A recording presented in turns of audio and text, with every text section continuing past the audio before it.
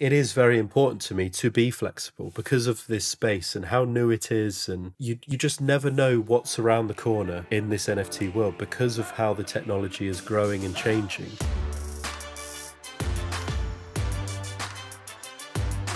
Hello, everyone. GM.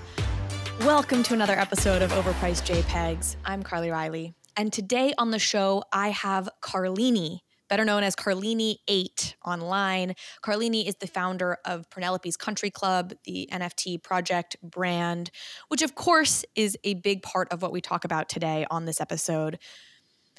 But I'll just say this, Carlini has been in this space since very early days. He was very involved during CryptoKitty era. He co-founded NFTBoxes with Pranksy. Like, he's in. And we talked for 2 hours. So to try and even summarize or tease what we get into in here, I would just do it inadequately. What I'll say is Carlini is a fountain of information. He's funny. He has strong feelings and opinions on things. For example, he thinks Bored Ape Yacht Club messed up the launch of Ape Token. And you can hear all about that, along with tons of other nuggets just about how the NFT space runs, should run, isn't running. He's a joy to talk to, a joy to listen to, and I think y'all are going to enjoy this conversation. So I'm going to hand it over to our sponsors to hear a word from them. Without them, this show, of course, would not be possible. And then you're going to get into my conversation with James Carlini. Unstoppable Domains is the #1 provider of NFT domains. With domains ending in .crypto, .x, or .nft, Unstoppable Domains lets you replace your long, complex wallet address with a human-readable address. Using Unstoppable, you can verify the ownership over your NFTs, log into Web3 apps, and join tens of thousands of people using them as their Twitter usernames. With Unstoppable Domains, you can have all of your crypto addresses registered to one single domain. So it doesn't matter where crypto payments are coming from or where they're going. By registering all of your crypto addresses to your Unstoppable domain, all of that is taken care of in the back end. Better yet, with Unstoppable Domains, you don't have to worry about gas costs or renewal fees because you own it. Buy your domain and you can show it off as your new Twitter username. So you can get your name for as low as $5 at unstoppabledomains.com. Polygon is Ethereum's largest and most vibrant scaling solution to date. With millions of monthly users and all of the biggest DeFi apps, the Polygon ecosystem has turned into a blossoming metropolis of DeFi activity. Transactions on Polygon are quick and cheap, allowing users the freedom to achieve their DeFi goals, all while being economically anchored to Ethereum. But Polygon isn't just the proof-of-stake sidechain. The Polygon team is building a suite of scaling solutions, including Polygon Hermes, Maiden, Nightfall, and Zero, all with different design choices in order to be optimized for all possible crypto use cases. If you're a developer who wants to build on the Polygon ecosystem, go to the link in the show notes to check out their fantastic documentation. And if you're a user who just wants to experience fast and cheap DeFi, you can bridge over your ETH or other tokens and start playing around with any of the thousands of applications that are available on Polygon. Hello, everyone. GM. Welcome back to another episode of Overpriced JPEGs. I'm Carly Riley, and today on the show I have Carlini8, as he's better known online, but Carlini. We're gonna have fun with that in some way here, Carlini. I'm sure of it. Carlini is a super NFT OG. We will talk about his background here in a bit, and he is the co-founder of Purrnelope's Country Club, which we will also be talking quite a bit about. I'm really excited to dive into what you've done with Purrnelope's. I think you've done a lot that's innovative.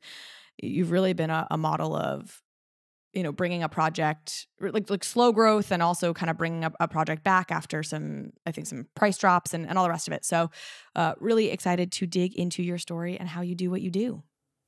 Thanks for having me on. Yeah, it's going to be great. Hi, everyone. Happy to be here. Excited to see where this goes because, we had a chat earlier just to see what's what, and just loads of things to talk about, really, isn't there? Well, you got lots of feelings and opinions, so I feel like this could go a lot of different directions. We get you on the right kind of a rant, and we're off in a totally new direction. That's the goal here, by the way. Dear. We're just gonna try and set off Carlini. Okay, I want to actually start with NFTBoxes. Folks may or may not know, you were partnered with Pranksy. You and Pranksy go way back. I think you were the one who actually initially got Pranksy into NFTs. Is that true? Yep, back in December 2017 with CryptoKitties. Wow. So I knew him pre-NFTs. Wow. Okay. And so you two sort of entered the NFT space in some ways together and launched NFTBoxes, which is a really cool program. My conception of it is it's essentially Birchbox or BarkBox or like one of those sorts of services, but digitally and for NFTs. Is that a fair description of NFTBoxes? Yeah, so it was a curated art box of NFTs curated by Pranksy that would be sent out monthly. We wanted it to be subscription based, so it would just be like those products. But it was a bit trickier with NFTs at the time. I think it's been done since, and I think NFTBoxes this year is going to be a subscription service.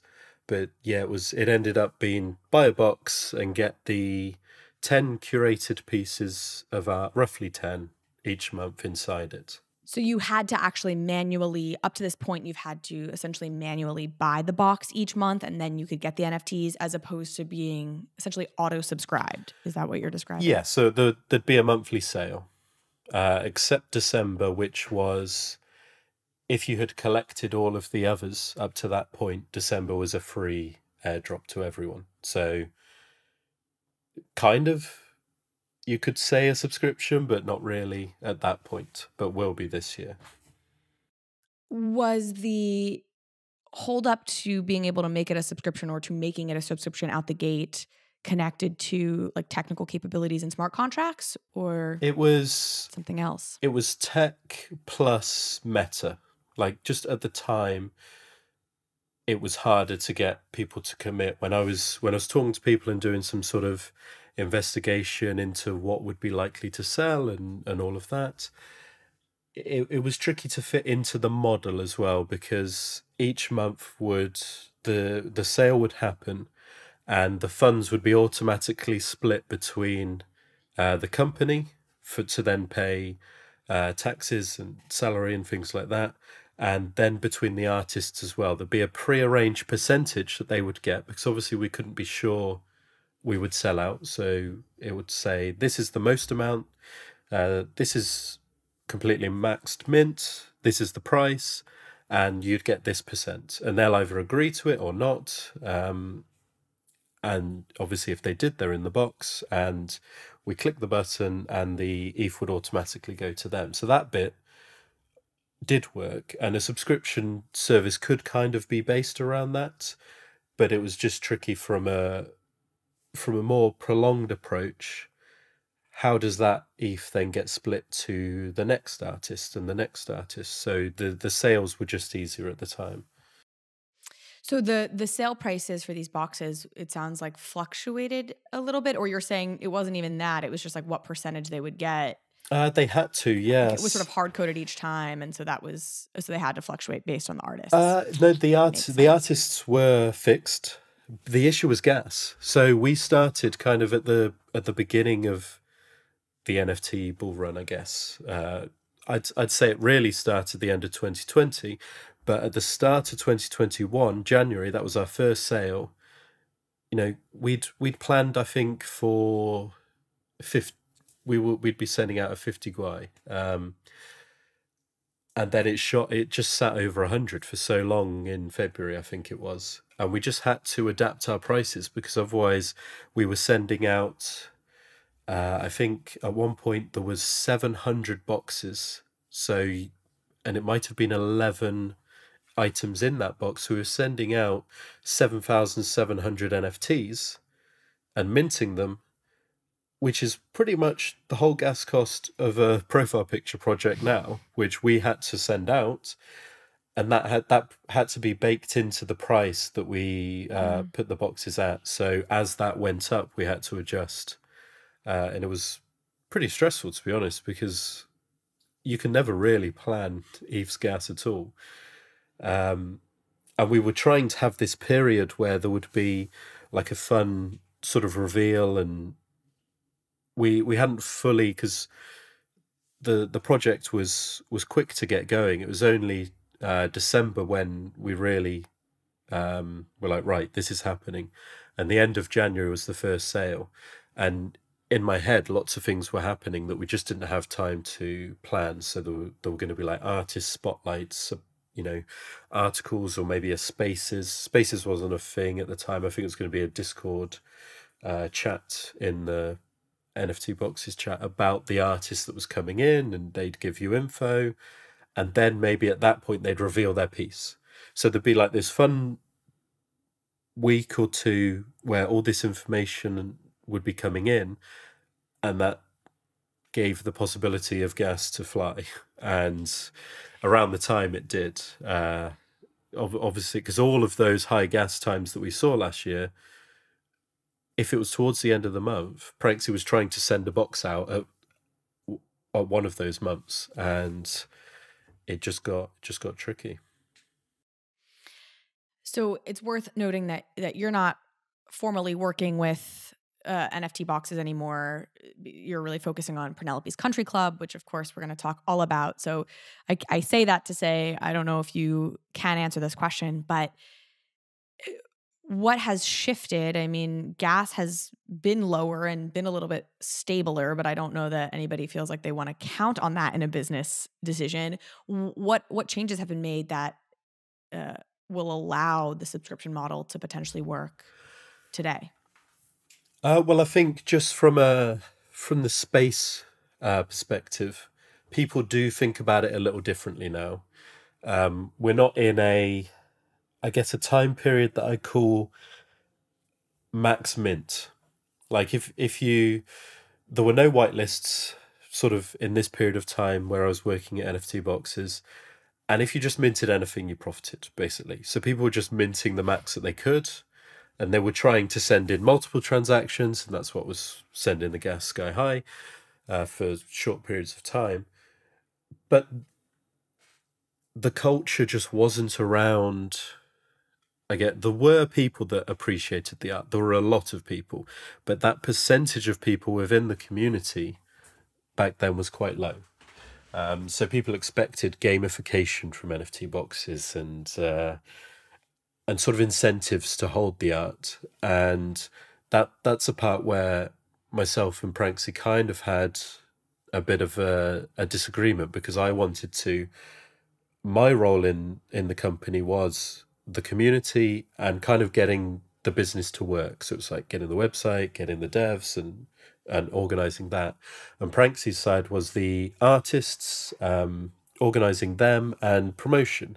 So when I'm, talking to the community every day and Pranksy's talking to the artists every day, I'm coming from, right, so the community want this, and Pranksy's saying, but it's the art that matters. We're not appreciating it as art. And we just had a bit of a disagreement. We both saw each other's side, but I wanted to deliver for the community, he wanted to deliver for the artist. He didn't want the artist to see their work gamified after the point, which I completely understand. And that just sort of led to us being like, look, we have different views on how this works. We're 50-50. And I just said, look, do you want to buy my shares? So I do no longer work there. I moved on to Purrnelope's, but I feel the views of the people have changed, sort of herd views. Like more people do appreciate the art as art, and a higher percentage, because obviously the space is much bigger than when I was working there, but it is a higher percentage that really do truly appreciate art for art in the NFT space. I'm not saying it's a huge amount, so people are gonna scoff at me and be like, nah, everyone's here for profit. Most are. I agree, most people are here for profit, but the people who truly are here for the art has grown, and it is growing, and this is their segment, and that is what NFTBoxes is for. And because there's more of these people, it makes a subscription service more viable. So during sort of the time of NFTBoxes, the Red Lion Eye Gazette has a subscription service, and it's worked for quite a long time at this point. So I don't fully know. I am on good terms with Pranksy. I'm not, it's not like, oh, we broke up and then we never spoke again. We still speak, pretty much every day. So, but I just don't know. I'm not like, hey, tell me the intricate details of the contract. So I don't know if it's based on the Gazette or not, but I do know it's now possible, and I have been told it's going to be done this year. Part of my fascination with it, and the reason I'm pushing on it, is because I really am curious in the ways that the crypto world can start to more closely mirror what we do in our everyday lives, right? And their escrow payments, or, you know, things like this, like subscription models, because I think we've had very just primitive forms of payment up to this point. You know, it's transactions. I mean, in some ways it's more advanced because you can do micropayments and all these things, of course. But I think that it's going to be fascinating to see how these models start to evolve, and I'm excited by that. For escrow, we have just seen the crypto Twitter account Kobe, Crypto Kobe. He just took a 22 million USDT, I think it was, maybe USDC bet that he's the escrow of between two different people. I don't know quite how.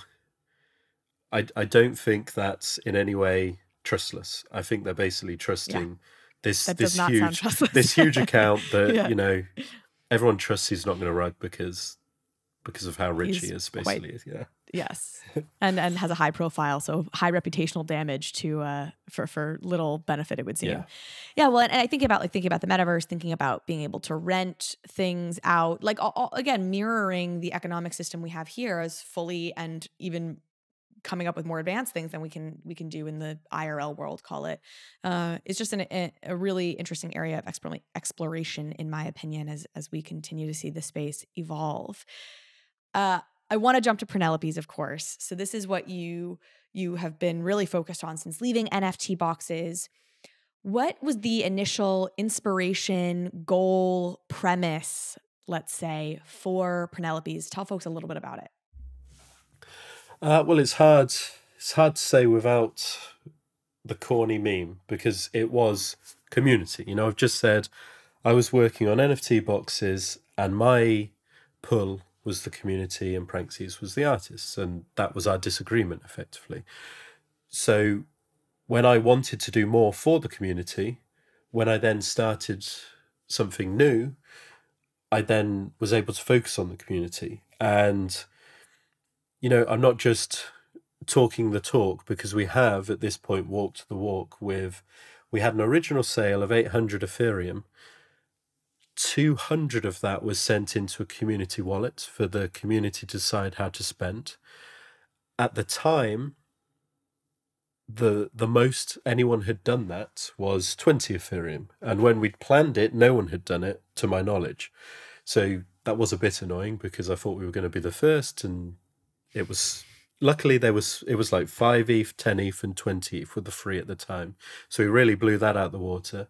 And then we had the creation of the Kitty Vault, which is a community-owned wallet, which a huge amount of our sale went into. That can all be seen on chain as well. What really annoyed me at the time was NFT projects were just minting out and then splitting all the ETH up between the founders. That isn't how companies work, and NFT projects are effectively companies. You don't just go, oh, here's all your money, congrats, now go build it for the next 5 years, because that doesn't work. How are you going to fund anything within the company? How do you do anything for the community that isn't just you working on it because you have been paid, but now you have to somehow work out putting money back in? That it's just a tax nightmare. I genuinely just think people had no real world experience of running a company or a business, or even little information on NFTs, really. Can you orient us? When did you launch Purrnelope's Country Club? So we effectively started working on it towards the end of March, early April. And at that point we were like, right, what do we do? That's 2021? 2021, yes. Last year. So March, April of last year. That's interesting to me, because one thing I want to ask you about is it does feel like there was a lot of inspiration taken from Bored Apes, which came after that. So We I don't know if you're gonna at get us that there, point we were, what do we do? So I had the community manager from NFTBoxes who I'd hired part-time to basically help me out to do the community role. And he wanted to be full-time. COVID was, still pretty rampant, and the job security aspect was really like sort of playing on his mind. It's like, right, I've got this job, I really enjoy it, but it's month to month, it's part-time, it's not a proper job, I'm not getting a pension, I don't have holiday, all of that sort of stuff.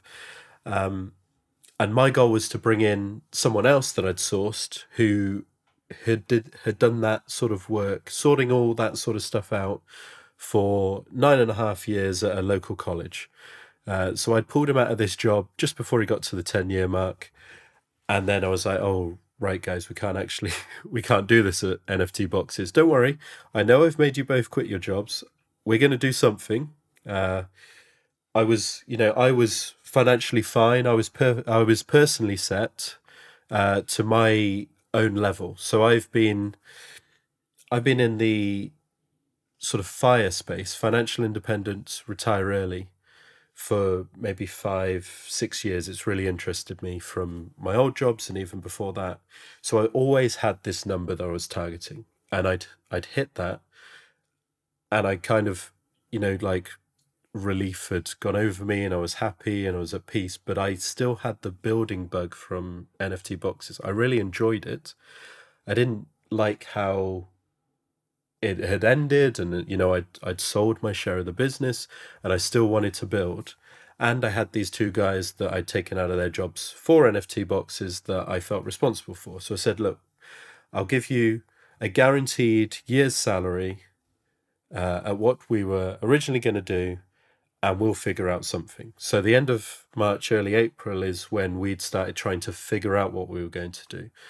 And we were originally going to try integrating NFTs with streamers, maybe Twitch and YouTube, as a sort of so the idea was along the lines of, on Twitch you get sub badges if you've been there 3 months, 6 months, a year, 2 years, 3 years, and somehow make those NFTs and reward these people because they're effectively collectibles, but no one's getting these collectibles. You get sort of the status in a Twitch chat when you've got that 2-year or 3-year badge, but you don't have it anywhere else. So we were trying to figure this out, and then someone asked me, how do we make money from this? And I said, I don't know, I just want to do something cool in NFTs. And he said, well, I've just quit my job of great stability. Like, I'm thankful that we've got it for a year, but I don't want to have a career that dies in a year. And I was like, oh, good point. Like, all right, valid. Like, yeah, I am kind of playing with your life here a bit. So we then sat down again and we're like, right, the meta, right, at this point, it was after Bored Apes. And, sort of these profile picture projects were popping up.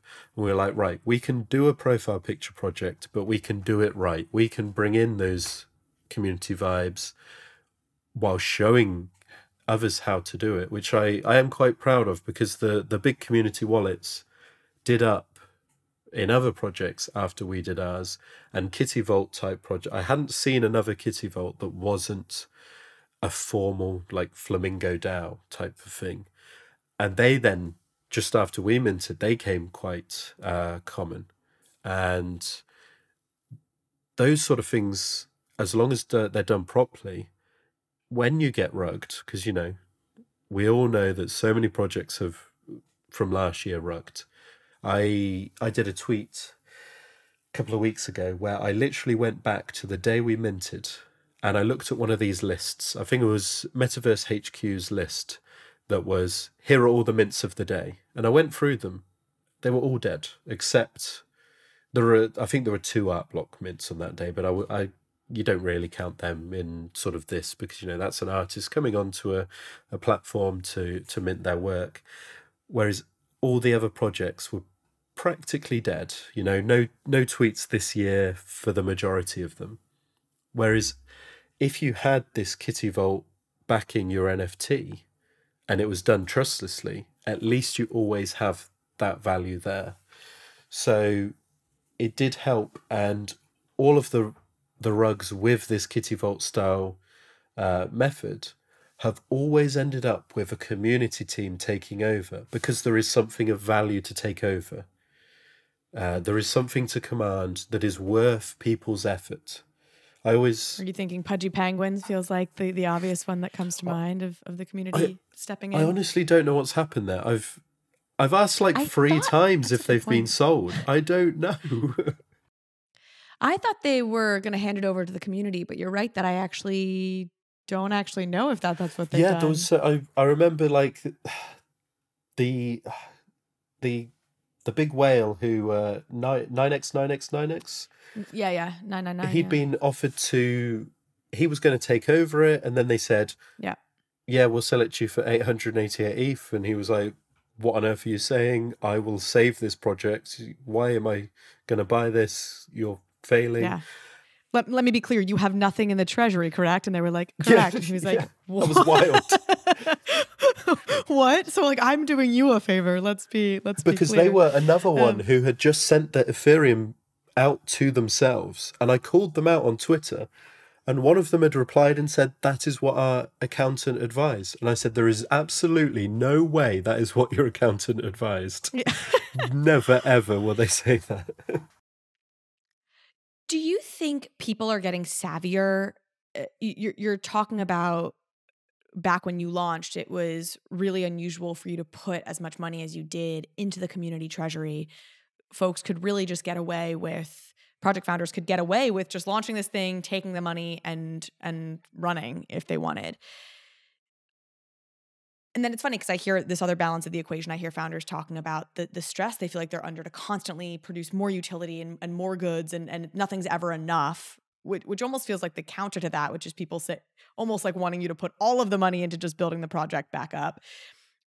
What do you think about that balance? And do you think people are getting savvier about not buying into projects that the founders are just going to run away with it, or no?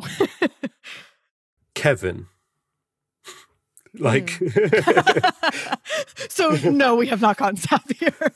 But in a way, it's funny. We are getting savvy. Yeah. People are asking more questions, but FOMO still exists. People are remembering the good old days of Max Mint, and they still want that. So they're hoping, Pixelmon leads to that quick flip. People are savvier, yes, just to answer the question, but there are more people. So more people are chasing what they're hearing happened last year or even January and February. And they're just, new people are coming in and pushing these projects that should never mint out. Like we had a small period of time, a couple of weeks, where for some reason, everyone felt they could put their mint price over 1 ETH for absolutely no reason. Like they had no track record. It was Dutch auctions. It was like Dutch auctions starting at 4. Like I feel like that dovetailed with each other. Air like quotes Dutch auction. This is going to set me off on a different rant that we hadn't talked about before. I don't consider that was the goal of this episode. I don't consider it a Dutch auction if you are completely rugging your best community members. When you launch a Dutch auction, those that believe in you the most are the ones who mint early. They don't want to miss out. They believe in you. They're your best community members, and you're completely rugging them. Normal Dutch auctions, when they're done, generally in the real world, they're used for one item. So, it just goes down and eventually the price is found for this one item.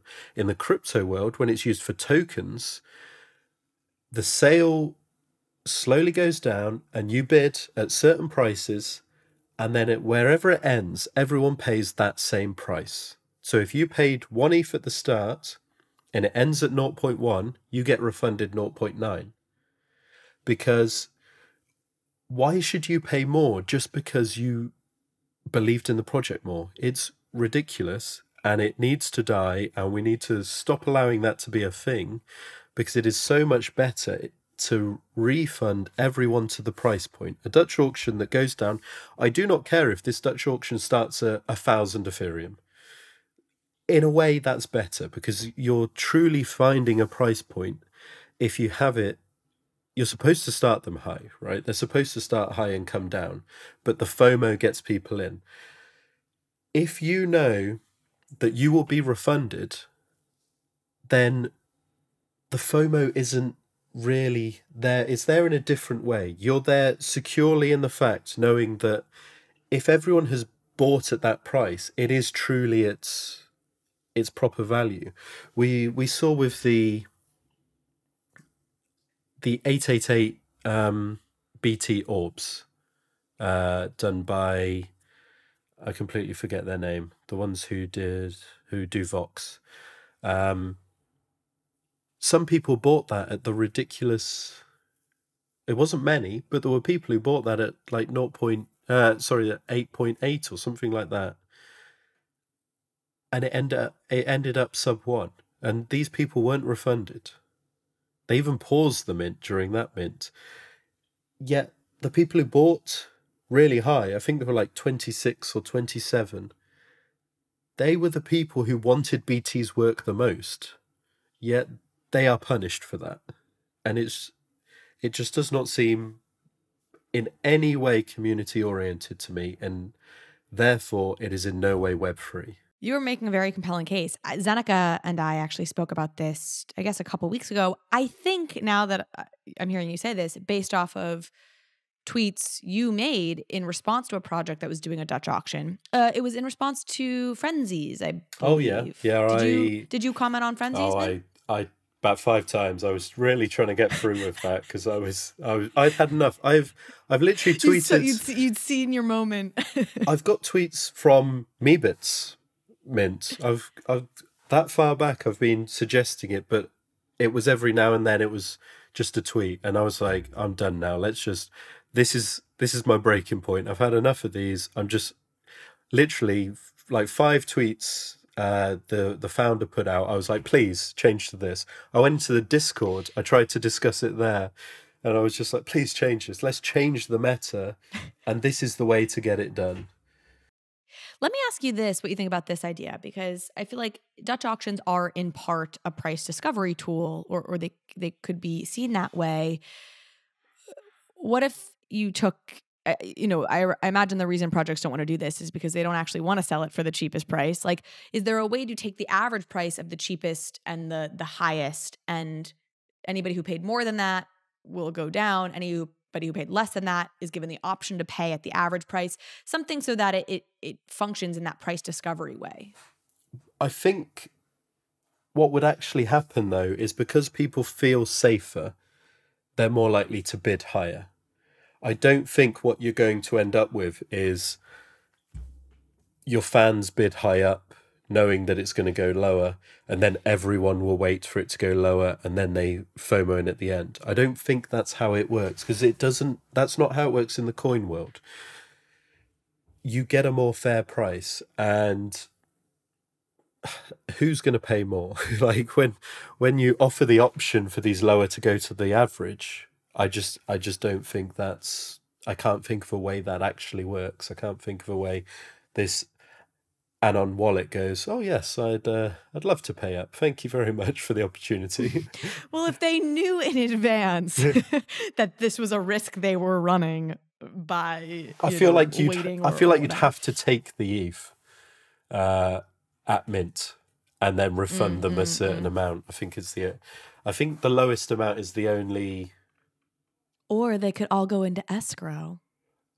And then, but that's kind of what you approve the higher. That's kind of what does happen with the higher payments, right? The first people who mint, it goes to the team, and then, or it will go into a contract, and then at the end of the sale, the contract automatically works it out. Because there has been projects that have done this, and you have to go and claim your Ethereum. And while a small bugbear compared to this, this whole rant on Dutch auctions, there is absolutely no reason to make people go and the gas is minimal. You've just raised hundreds of Ethereum. For God's sake, send it back automatically. Don't make it harder for everyone. That's unnecessary. But if the gas is a large percentage of your sale, then I don't think you should be using a Dutch auction anyway. Like there's a time and a place for what I consider a correct Dutch auction, and it wouldn't be if your mint is 0.02 or anything like that. Last question on this before I do get us off it. What is the time and the place for a Dutch auction in your view? It will be... It's kind of arrogance on the team, I guess. It's when you know that you're going to sell out, and you know that it is the best way to avoid a gas war and the best way for price discovery. The issue with price discovery is if you've actually found true price discovery, then the current crop of NFT buyers aren't too happy because there isn't some kind of EV plus buy there for them, because the value is already there, so they're not going to be able to flip in a day unless there's some sort of real mechanic and they're just degen in that. Oh, as in it wasn't, you're kind of guaranteed it wasn't underpriced. Yeah, if you're finding its true value. And so there's not a flip opportunity. Yeah. That's interesting. Well, I'm glad we had this tangent because I think this gives folks a good sense of your brain and how deeply you think about things and how deeply community oriented you are. So this leads me to our mutual friend, Kai Turner.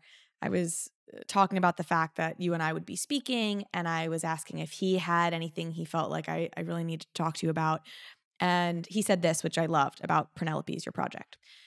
We need to make the Purrnelope's case study required reading. They've done so many amazing community things. Carlini's applying the best of what he's observed in communities like CryptoKitties to bring the absolute best practices. Also, the floor tanked after mint, and he brought it back through sheer commitment to the project, and he has no plan to stop anytime soon. So now the floor is up, and it's a great study of how commitment and delivery can bring the floor price back. Lots in there. Maybe let's start with, is that how you experienced things in terms of floor price kind of crashing and then perseverance to bring it back up? Was that the experience for you living through it? And then if yes, would love to know about how you thought about that. I think it's something that's probably relatable to a lot of projects who see their floor prices go down and maybe they start to panic, and they would love to know what it takes to rebuild. Oh God, I owe Kai a lot of ETH for that, don't I? That was a very nice comment. Well, I guess I never really felt like the floor tanked, in my view, because I wasn't watching it in the same way I would had I invested. I can't come all high horse and be like, oh, I'd never flip. NFT flipping is fun. I have done it for a very long time. And while it isn't, in any way like a professional job that I was doing it, it was just you pick up these trends and you can see how projects sort of mitigate these things. I have to jump in here and ask, because this is not what this podcast is about, but of course my brain kind of sparked when you talked about I think it's like it sounds like an early retirement thing. Was that made possible through crypto and NFTs specifically, or did you have like a whole plan around how you were going to get to early retirement starting pre-crypto and NFTs? Oh yeah, I was going to get there. So my number was very large for a normal life, I guess. So the plan was to retire myself and my wife and have our kids all well looked after in a nice house and, all of that. And I had this number. And before NFTs, I was a professional gambler in something called matched betting, kind of. So I started in match betting where the casinos like to call it bonus abusing. So they would offer sign-up bonuses. They would effectively, the casinos are enticing people in so that they get addicted and lose all their money. Whereas I was only playing the bit that they try to entice me in, which they make sure is profitable for you so that you're more likely to win, you're more likely to get hooked in. But I then stopped and moved on to a different offer, and it was just basically doing these offers on an industrial scale. And I was doing well. I was well on my way to financial independence. but it was a couple of years.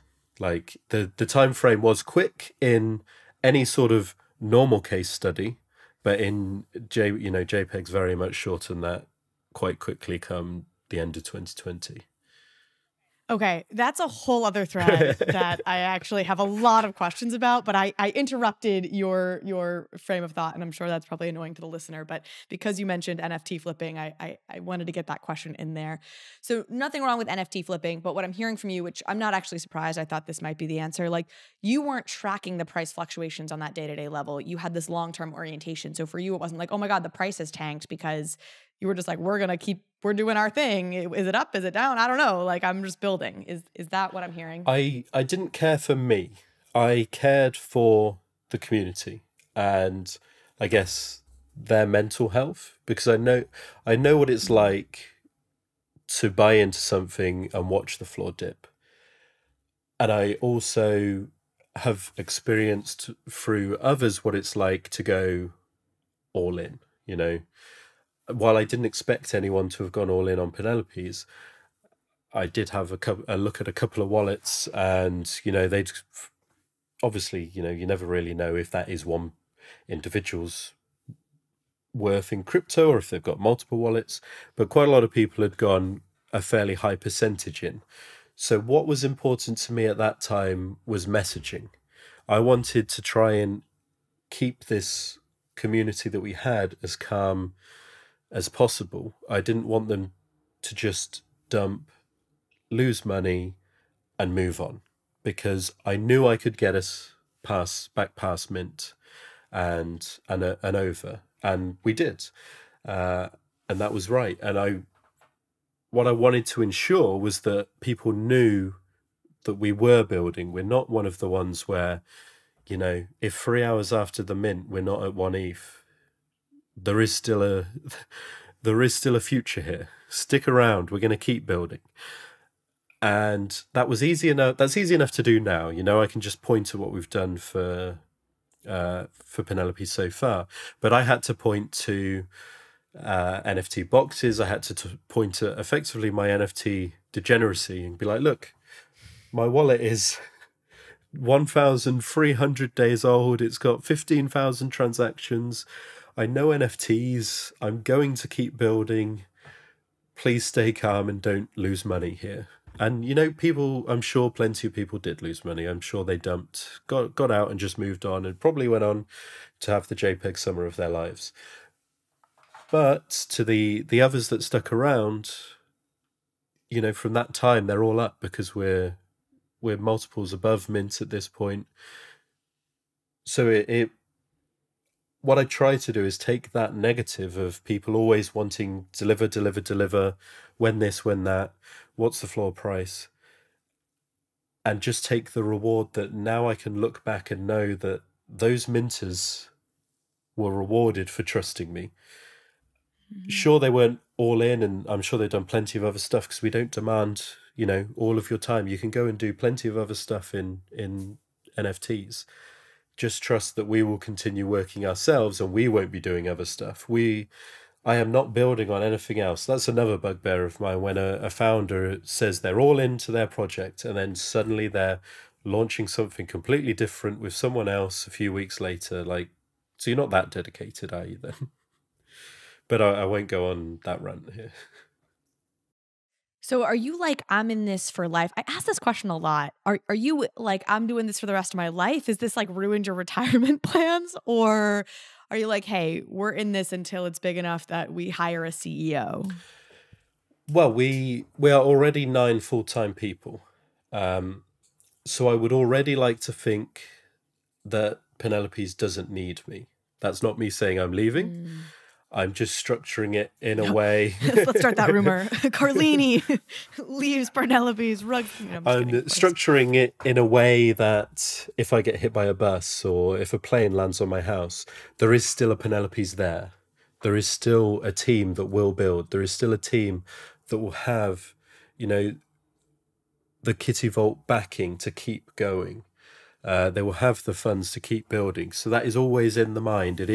We are planning for the long term, and we're now trying like right now, our current plans are how do we get our current salaries for a runway in the bank, which is not a big salary in this space. I'll add we are very much working on love of NFT first and salary second, but how can we get that in a bank squared away, just sitting there for a year or two, so that's secure, so we can say, look, for the next 2 years or maybe a year, depending on how pricings go and all of that, there'll be at least 10 people working on Purrnelopes, or we have got the budget for 10 people.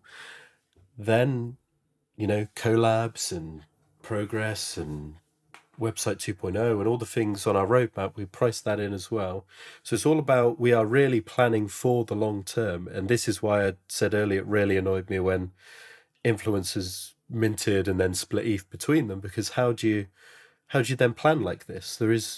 You can just leave at any point, because there is no company, there is no, you know, Pudgy Penguins, they didn't even have an empty vault. There was no vault. The vault hadn't been created to put anything in. And it is just purely about the long game and making sure that, you know, even if something does happen to me, there is a company there. And no, let's not start that rumor. I have no plans to leave. I am thinking about this project all the time. I do not want to go and do anything else. I already, you know, I work from home. I spend every morning with my kids. I look after them. You know, this is all within the plan. I'm already living a good life and working on something that I enjoy. So the plan is to build this to be huge, to the point where my influence is minimal, but I still want to be there, obviously. You mentioned to me my conversation with Zeneca, I think my very first one, in which Zeneca said he was not a fan of roadmaps because it didn't allow flexibility for projects, or I think it was something along those lines. When you had this moment where the floor price was down and you were reassuring your community, so you had that messaging that you put out there, and then I imagine you got to work building on your roadmap, because you do actually have a roadmap. What is your take on roadmaps? You had sort of a distinct one around, like, well, most things that people call roadmaps aren't really roadmaps. What is your take on the roadmap situation, and what was your roadmap, call it part one, for Purrnelopes? Yeah, so I enjoy roadmaps because it's not the roadmap that matters. What you can do is look at a roadmap and it will tell you about the team. You can pluck information out of what they've provided there. You're almost getting an insight into their mind just from their roadmap itself. And our roadmap kind of took a shot at other roadmaps, because we had 0% of mint. We will boost Discord, because it was absolutely insane that there were projects at the time that were like, at 20% mint, we'll boost our Discord to be Nitro or whatever. Gosh. It was like, what on earth? Well, how is that a thing? And the issue is, like I said before, you really do have to follow meta if you don't want to do the shady stuff. You know, if you don't want to buy hundreds of bots for your Discord or your Twitter or engagement farming, or literally pay people to be in your Discord to spam when drop or so excited, you know, if you want to avoid all of that, your best chance of minting out is to follow the meta. And the meta right then was 0% this, well, it was 10% this, 20% this, 30% this, blah, blah, blah, blah. What does the meta mean in that context? So right now I'd say we're in, well, I'm hoping we're kind of at the end of the whitelist meta, where if you're not... Like epoch, like era. Yeah. So it's just from games, basically. There'd be certain characters that have certain strengths, and the meta is to use those strong ones, and then the devs change how strong they are to keep the game fresh. And then a new meta comes because different heroes are strong, or so my game of choice, I guess, would be Age of Empires 2, and certain civilizations that you play as would be strong on certain maps, and the devs would change that to try and keep it fresh and change that meta, because otherwise everyone's playing as the same civilization. So I guess it's just a term there for the most commonly done thing. Like everyone had a roadmap saying effectively nothingness. And like you said, Zeneca's main issue with roadmaps was rigidness. Like you can't deviate from your roadmap. But we did. So the best two things we did on roadmap 1.0 were we did / are still doing 8 airdrops, 1 a month. We took the snapshot for number 7 today, actually. So we've got 1 more next month, and then we've delivered on all of those. And that wasn't on the roadmap, but I feel like when you're a full-time team, you do have much more time to work on than the majority of these roadmaps offer. And it is very important to me to be flexible because of this space and how new it is, and you just never know what's around the corner in this NFT world because of how the technology is growing and changing. Something absolutely insane could come out tomorrow and we have to pivot, or we don't have to, but we think it is in the best interest of the business to pivot, and we can still do that. Like I am still constantly thinking about where we can go and things like that. So I do see tokens being huge, a NFT yielding token, and we promised token. It's on roadmap 2.0, but we'd been tweeting about it, talking about it in our spaces. It's on our YouTube channel for a very long time, to the point I've already registered additional businesses about that was completed about 2 months ago, purely to launch these tokens. And I was in talks with lawyers maybe 5 months ago. So it has been in the works for a long time, despite not being on our original roadmap, because I feel you do have the flexibility, unless your roadmap is ridiculously specific, or you're going for, if you're building an exact game that does an exact thing, it might be quite hard to move from a roadmap. But I feel like projects like that really do need a roadmap for people to know where they're going. It's just more information. Obviously, a roadmap doesn't mean the team is going to deliver this. It means the team is hopefully going to try and deliver this. And it gives you a little bit of insight into, I guess, their thinking. So I just like to be able to look at a pre-mint roadmap, maybe have a look at a couple of others coming out around the same time. Right, have they just copy-pasted? Because if they've copy-pasted, that's a negative straight off the bat. Or are they actually thinking about this? Is anything on here interesting? That's a good tip. Are you still like an NFT flipper? Like, are you still degenning while you build Purrnelopes? Not really. Generally, I just mint into friends' stuff or stuff that friends are really, really excited by, because generally, my closest NFT friends, I guess, if I call them that, they've been through, I guess, the horrors of the NFT market of 2018 and 19 and the beginning of 20, and we've all been through that together, and we've all kind of experienced it in the same way, such that I know that if they're excited about it, it probably isn't just because they're going to make money. It's because there's something there. So I minted Doodles, for example, because that was by my friend Poopy. I minted Chain Faces Arena because that was my friend Nate Alex, who, actually, no, how do we delete that from the podcast? My enemy, Nate Alex. Yeah, I think that was that your requirement to coming on the show, that you could mercilessly mock Nate? I think that was yeah. I can't believe you put out like a bit of a teaser content from Poopy going, "We've hired," and you blanked out the name, and you just have your face like, "Oh my god," face, and yeah. You were like, that's unacceptable. That is an unacceptable reaction to the announcement being Nate Alex, in your view. I knew he'd joined already because, one friend joining another friend, and I'd commented something under that post like, "If this is a hollow cat, I'm going to be fuming." Yeah, that was funny. Okay, I want to talk about the Kitty Vault because I think this is really interesting. And you mentioned you have these 8 airdrops. So I'm going to give a high level here of my understanding of what you're doing with Kitty Vault, and then we'll let you really expand on it. You have 8 airdrops total going to your holders, and many of them are tied to physicals, like a 3D physical of your Purrnelope or merchandise. And so you have this system in place, from my understanding, which is that with each of your airdrops, you have options. You can keep the airdropped NFT. You can burn the airdrop NFT token or the NFT to redeem for the physical associated with it.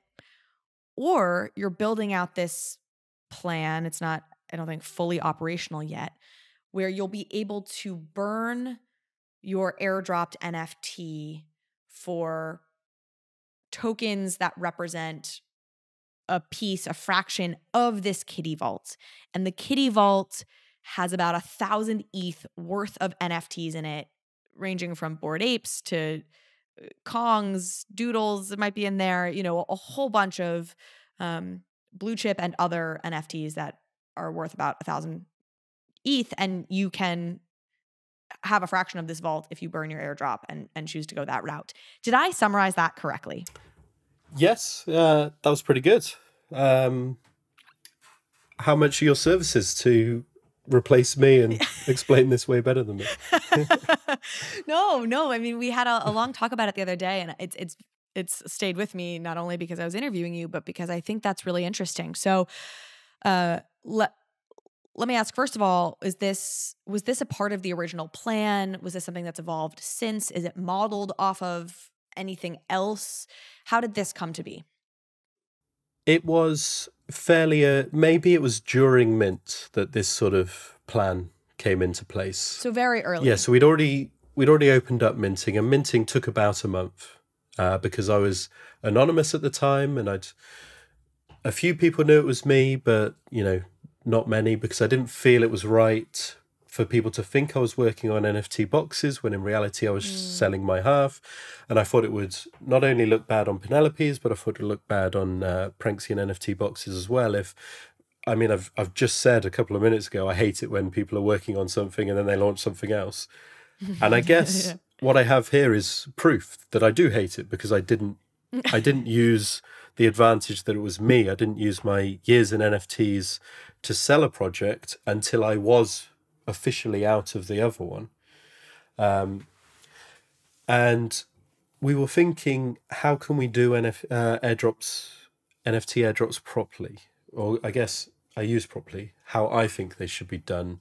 Because what I didn't like about the Bored Apes Kennel Club drop was you were awarded for having your ape at a snapshot, an exact point in time, and after that they were just 2 separate entities until very recently. So months and months there was just no use of the dog at all. Now that sounds kind of harsh, because obviously they are building out the dog lore, and the Bored Apes Roadmap 2.0 has the dogs quite heavily involved. I believe they're 2 parts of. It looks like they're going to save the clubhouse or something like that. But I would question the viewers and say, what if it wasn't Bored Apes? If it was just, if it wasn't the most successful NFT project ever, if it was anyone else, how's that airdrop doing? Not well. So I'm thinking from my point of view, where I'm putting out an NFT and I'm not the most successful NFT project ever, I want to make sure straight out of the gate that airdrop has a use and isn't just, well done, you can go and sell it. Because for the majority of airdrops, well done, you can go and sell it, doesn't work out well. And we now have hundreds of examples of that not going well. So, I'm kind of vindicated there, because I was like, well, this airdrops are just pointless most of the time. And now we have lots of proof of that. So I wanted to make sure that ownership of this Kitty Vault we were building was somehow tied to these airdrops. So they're inside these airdrops, and you have to destroy them to get that. Or you can claim this physical. So the goal was always to try and take this airdrop back from people in multiple ways. So we're pulling, we're really tugging at that NFT and making people choose. And if they don't want to choose, they don't have to. They can just hold. That's fine. They can hold. They can collect. Of course, they can sell. But there are also other things that we're doing to make sure that there is utility there and there is underlying value via the Kitty Vault. And that 1,000 ETH worth of NFTs that are in the Kitty Vault, were those yours? How did you accumulate those? Did you use proceeds from the initial sale to buy them and leverage your talent at picking good projects? How did that work? We did just use a sale. I didn't put it. It wasn't like the whale token, where Whale Shark had all these NFTs and then put them into a collection and fractionalized it. Like I said, we have on chain that we are all about the community, and you can go and look and see that these NFTs were bought from we have several different company wallets that do different things, and we have subdomained them. So you can kind of see what they are. Some of them are just subdomains that we didn't want other people to take. So at the end of every YouTube video, our creative director, Kate, says mini meow, because at the time when we started that, we were teasing our first companion, which was a kitten. And it was like, it's not a meow, it's a mini meow, because kittens are small. And that kind of became a bit of a meme within the community. So we minted that one on one of the community wallets just to make sure that no one else stole it from us and did whatever with it. So what we then did is took the majority of our sale and shoveled it into the Kitty Vault. And while I picked quite a lot of the NFTs, the community did as well. We voted on what they wanted to do with certain portions of ETH, and it was all segmented in different ways. But it wasn't really any, if I'm honest, it wasn't really any special picking, because, last year everything went up. Like, I did have a bit of FOMO because during our mint, Visa announced they'd bought a punk. Buying the punk. And at that point, I instantly took money out of the contract and bought a punk. I think I bought two, and I actually flipped one as the company in 2 hours, flipped it for however much profit. Obviously, I wish I'd kept it. But of course, hindsight's 2020.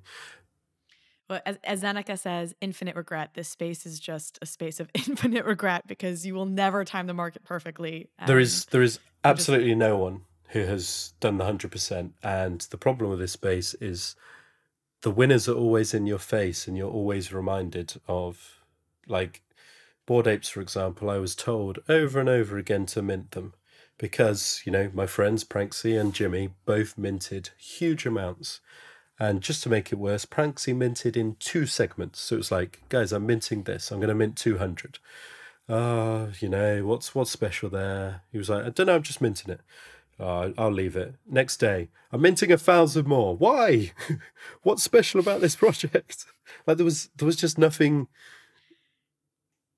that made me want to go upstairs and mint. Obviously, I was told many, many times go and mint. I was told many, many times buy.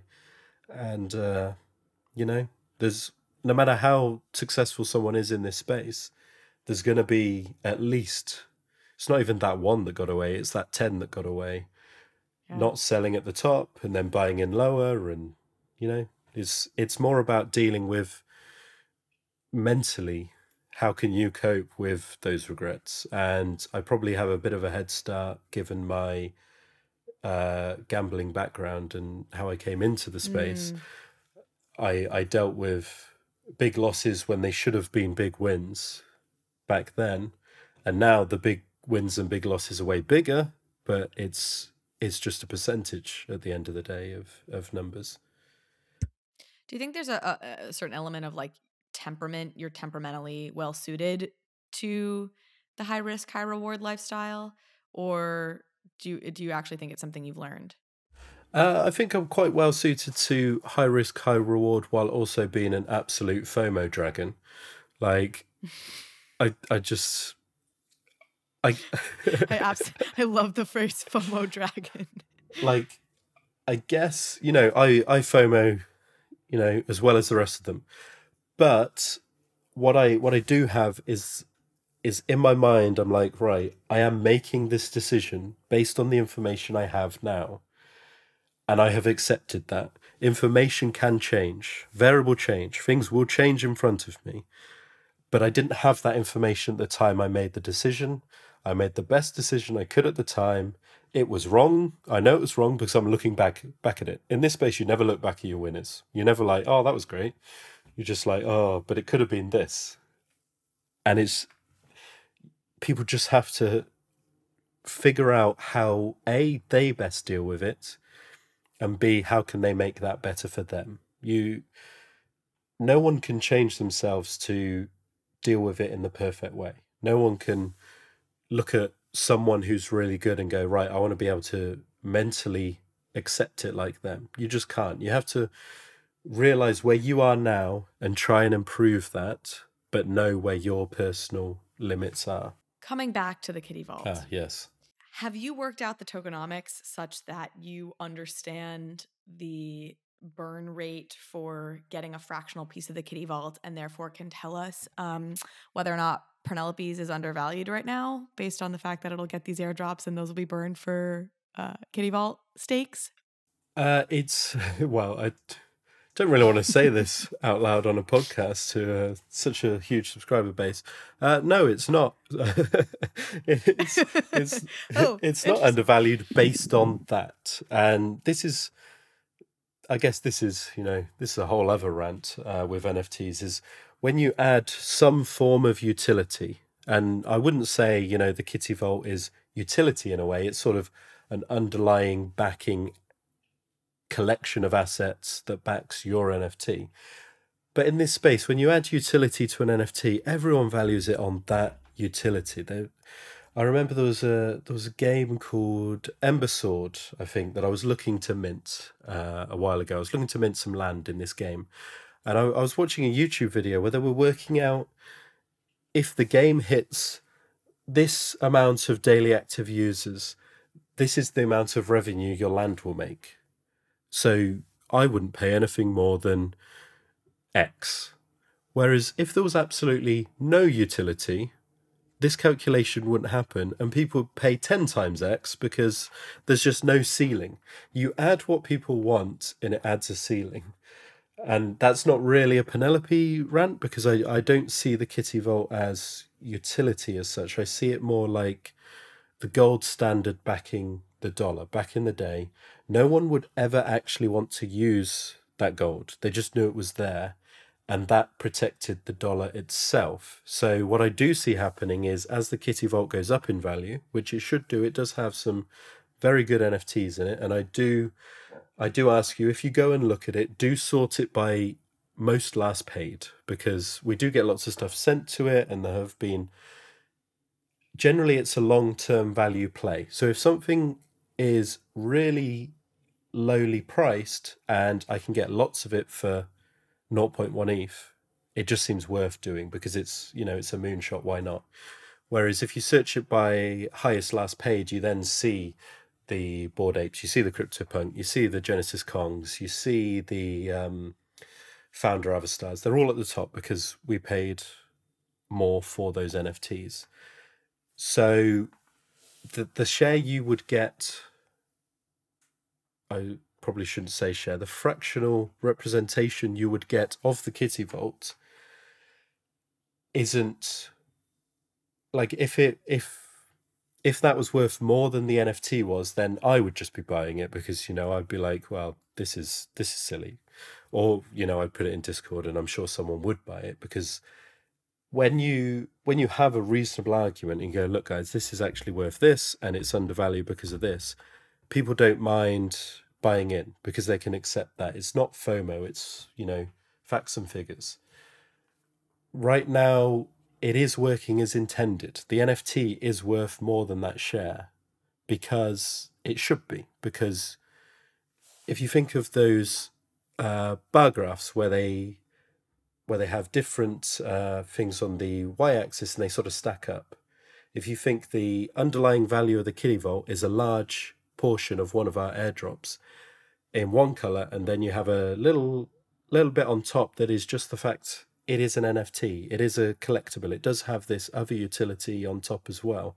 So it should always be worth more than the fraction of the Kitty Vault. It functions as a really interesting floor for the project, you know, at any given moment in time, which is sort of the gold standard backing analogy that you're giving, which I think is really interesting. And I again, haven't really seen, and so I like it as just a new and innovative concept. In theory, we can never go to zero, because for us to go to zero, all NFTs have to go to zero. Well, not all, I guess, our NFTs, but when you now have a $5 billion valuation Yuga Labs, and you have their, I guess technically their punks, their Meebits, their apes, and their mutants, and a dog, it's going to be quite tricky for us to go to zero, I think, at this point. Is it the community of token holders, ultimately, the folks who own the fractions of the Kitty Vault, they will ultimately determine if something gets sold and paid out to the token holders? How does that exit strategy for the Kitty Vault function? Not that they're, in theory, probably not that there is an exit in sight, but conceptually speaking. So the Kitty Vault will be on fractional 2.0. And the reason it isn't on fractional 1.0 was kind of demonstrated this week with the ape token drop. We are seeing a lot of apes within fractional wallets get sold right now, because if they sell, they can claim their ape, and in the vault they can't.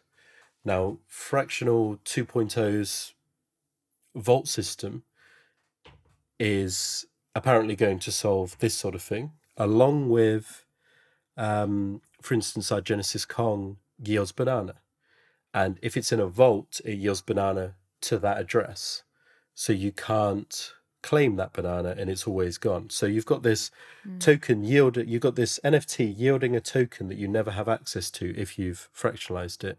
And again, this is something that 2.0 is aiming to solve. So this will be on fractional, so there will be a buyout price for the collection that the community will sell. Yeah, so the community it will be a bit tricky, because we've kept back 10,000 ourselves precisely for that reason, because the tokens themselves will be held in a contract waiting for people to burn their NFTs. So just thinking ahead, I don't think there'll be many community tokens in circulation early doors. I think it will take a while for these NFTs to be, I've said burnt, we've tried to change that rebranding to redeem, just because I don't want people to randomly send it to OXOO dead, not get their token because they haven't sent it to a contract that sorts that out for them. So what we're currently planning to do when this goes live is we'll have our 10,000 tokens, which is 10% of the 100,000 there are, and we will have a snapshot vote on what they want to set the vault price at. And we will then just, unfortunately, it is in a trust way. It's not trustless. They have to trust that we will then set the price at the same way. I mean, in theory, if they didn't want to trust us, they could all burn all of their airdrops and their Purrnelopes, get more tokens than us, and then vote on it.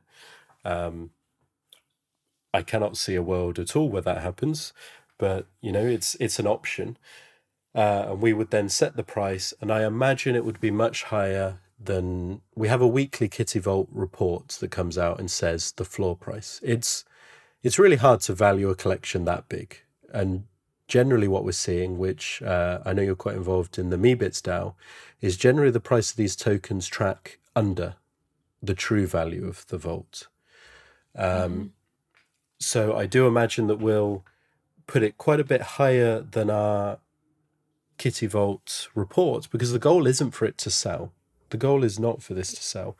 But if it does, people have asked, like, what happens if it does? And the answer is, if you want to burn your NFT to claim this Ethereum, which is effectively just selling your NFT, really, you get rid of the NFT, you get the Ethereum back. but then no one else can ever have the NFT. You can then get rid of that share, and we'll probably give a time period for everyone that wants to, or maybe they want to think about it. They can have a week or two to claim that ETH. And then we go shopping as a community. We just go again. And in a way, we would then have less shares to split it between, because some people have claimed that ETH and they've effectively cashed out. Instead of there being 100,000, maybe 5,000 have been used. And now there's 95,000 shares of the Kitty Vault. And we just go and buy what we consider undervalued projects again. Like, in my head, if we get bought out, it's a good thing because they have overpaid and we can then go and get value again. I think emotionally people might be, getting attached to our vault at this time because, we've had that punk a long time. We've had those 2 Genesis Kongs. People have started naming things within the Kitty Vault. So I'm sure, there'd be some tie that takes the hit, but then we can go and get a much higher valuation. And I just don't see people massively overbidding on our vault, because that you've got to do it in one go, right? So let's say NFTs double in 6 months. That's 2,000 Ethereum plus 2% of our revenue goes directly into it. You're looking at a big old vault that someone has to be able to bid on. Everyone is talking about the metaverse these days, and we're all still trying to figure out what it actually is, because everyone is looking for how to get exposure to it. That is why a metaverse index fund is so important, because in such a young market, an index can give you broad exposure to all the various players who are building out all these digital worlds that will ultimately become the metaverse. And that's why you should check out the Metaverse Index from the Index Co-op. The Metaverse Index gives you simple, easy, and safe one-click exposure to the emerging open metaverse trend. The MVI Index contains some of the biggest metaverse projects out there, including AXIE Infinity, Decentraland, Illuvium, and more. So join thousands of holders who have already trusted nearly $50 million to the MVI Index. And if you buy $500 of MVI on the Dharma app, you can receive $50 worth of ETH on the Polygon network. There's a link in the show notes for you to click so you can get started on your journey into the metaverse. Axie Infinity is a game universe filled with cute, fascinating little creatures called Axies that players can collect as pets. Players aim to battle, breed, collect, raise, and build kingdoms for their Axies. There are and will be many varied gaming experiences for Axies, many of them having players compete with each other using complex strategies and tactics to attain top rankings or be rewarded with coveted resources. Others will have them complete quests, defeat bosses, and unlock in-depth storylines. There are countless unique Axies that players can collect with varying body parts and experiences. The Axie universe is a player-owned economy where the players can truly own, buy, sell, and trade the resources they earn in the game through skilled gameplay and contributions to the ecosystem. It's a digital nation where people come together globally with their Axies to play, earn, and live. Join the Axie revolution at axieinfinity.com/bankless. You created a subdomain for Purrnelope's country club. It's PCC. So for example, your ENS name now is Carlini. Is it Carlini8N? Carlini8? Carlini8. If anyone listening can get me Carlini8 on Twitter, DM me. All right, you heard it here first. Carlini8.pcc.eth would be your ENS name now. Yes, and you have that .pcc subdomain. This is awesome. I want you to talk about it, but again, I'm going to give my sort of high-level overview here, which is, on the surface, this is a brilliant marketing, social signaling play, because you now have all these people on Twitter who have their names not just set to carly.eth, for example, or whatever their name is, but to carly.pcc.eth, signaling that I'm a part of your community, and it's just another form of making your profile picture something. So I think that's really cool. I haven't seen other projects doing it, but would love to hear from you why you think this is awesome, why you chose to do it, what you think the potential is for ENS subdomains in the broader NFT culture. Well, for most of these issues, any kind of branding play, whenever I try to think about how big it will be, I always just think, if Bored Apes did it, how crazy would people go? So if that's a good litmus test. Bored Apes offered you the ability to link an ENS subdomain, BAYC.eth, which they own, they have it, they can do this. If you're listening, guys, the top level of our contract says This will work for all ERC 721s. Feel free to use, go ahead. If you make a subdomain that is your brand, then your favorite community, and then .eth, your favorite chain, presumably, because it's, it's the best one. Then you're saying a lot in your username. It's also your wallet, so people can use that to go and see straight away what you've got. And I think, how right now people are always like, they have their vault, and it's called their name and vault. I think long term, what we'll see is people will have their curated NFT collections in their ENS branded subdomain, because they won't use that like a hot wallet. I think that will be where they're like, this is the stuff I'm proud of. Because, let's say Twitter hexagon subdomains, or just domains in general. What if you could just click it and it takes you straight to a gallery where you can walk around those NFTs? Or it takes you straight to the wallet itself and you can just browse this person's collection. In a way, what you're saying there is, this is me. This is what I want you to see about me when I'm telling you who I am.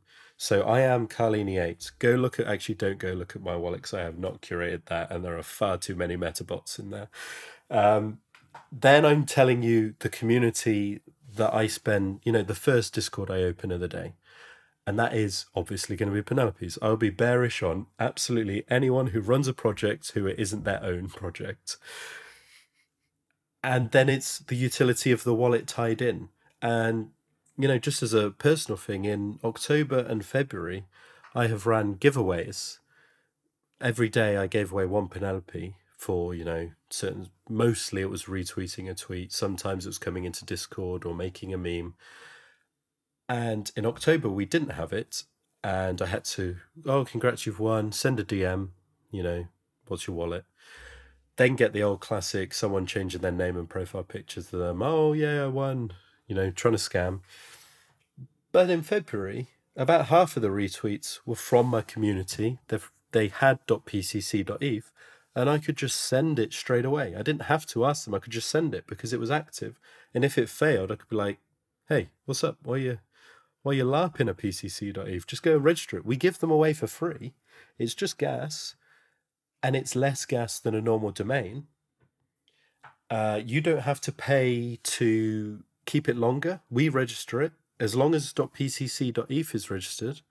And we have absolutely no plans in letting that lapse. We really believe it is the future, and we'll keep that going.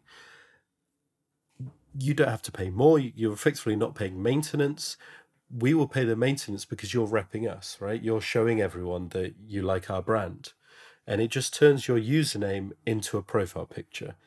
So if profile pictures are such a big thing, why can username projects not be such a big thing?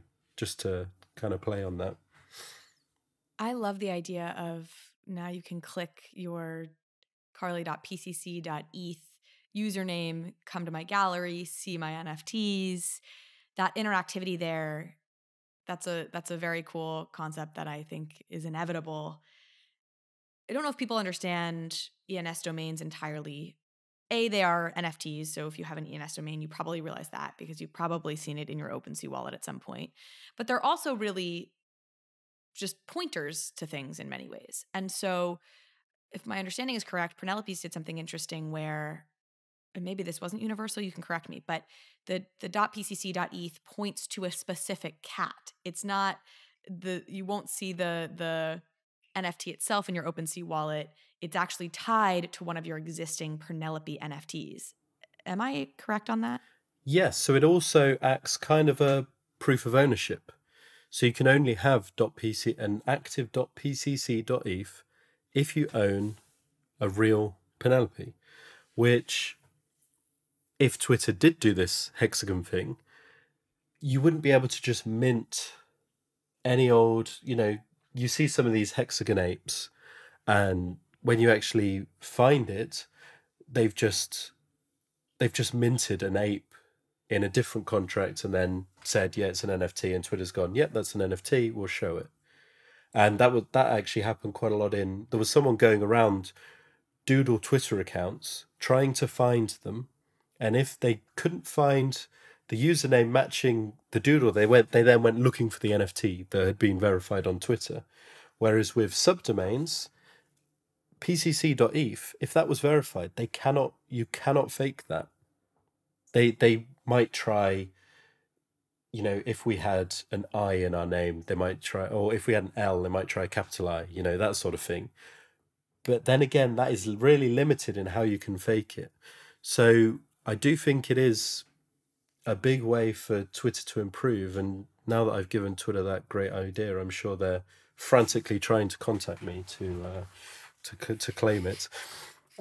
It just takes that proof of ownership to the next level without them having to whitelist NFTs instead of letting any NFT be used.